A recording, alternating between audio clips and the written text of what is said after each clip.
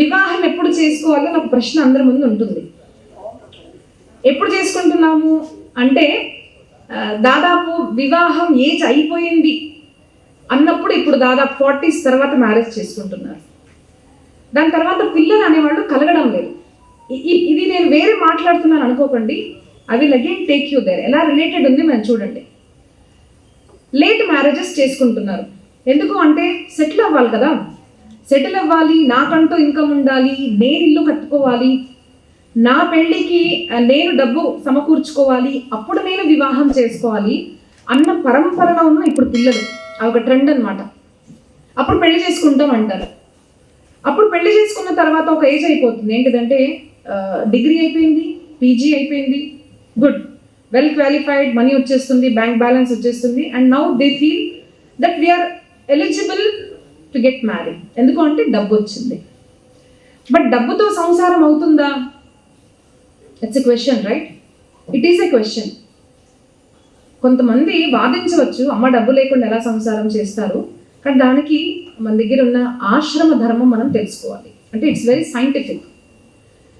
అది చేయకుండా ఏం చేస్తున్నారంటే లేట్గా మ్యారేజెస్. లేట్ మ్యారేజ్ అయ్యాక పిల్లలు ఎప్పుడు పుడతారు? పిల్లలు పుట్టడం లేదు. పుట్టాక లేక లేక లేక ఏదో ఒక బాబు పుడతాడు. So there is age gap అనమాట. అంటే తల్లిదండ్రులు దాదాపు హాఫ్ ఏజ్ అయిపోయింది. అంటే నా క్యాలిక్యులేషన్స్గా ఐఎమ్ పారామెడికల్ స్టూడెంట్ అండి, ఒక ఫిజియోథెరపిస్ట్ని, and I study science also. నేను సో ఏం తెలియకుండా మాట్లాడలేదు అనుకోకండి. సో ఇప్పుడు కనుక ఏజ్ చూస్తే మనము 60, 70 అంతే మ్యాక్సిమం. 70 తర్వాత బతికినా కూడా they're like old people. Not everyone is very active. So అలా చూస్తే హాఫ్ ఏజ్ అయిపోయింది, 40 ఏజ్ అయిపోయింది. ఇప్పుడు పిల్లలు పుట్టారు.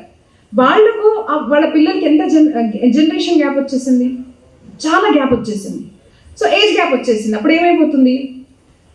తల్లిదండ్రుల్లో ఆ పిల్లల్లో ఒక సౌఖ్యత, ఒక అటాచ్మెంట్, ఎమోషనల్ అటాచ్మెంట్ అన్నది లేదు. It is not possible.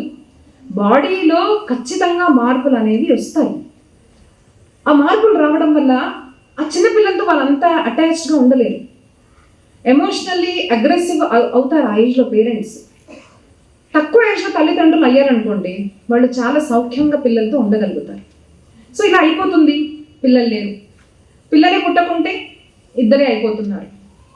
అప్పుడు ఏం చేయాలి? ఏదో ఒకటి చేయాలి కదా అని ఫారెన్ కంట్రీకి వెళ్ళిపోవడము, లేదు అంటే ఆర్థికంగా ఎలా మనం స్థిరపడాలి అని ఆ మోడ్లోకి వెళ్ళిపోతున్నాము. అప్పుడు ఏమైపోతుంది అంటే ఒక పరివార వ్యవస్థ అన్నది విచ్ఛిన్నం అవుతుంది.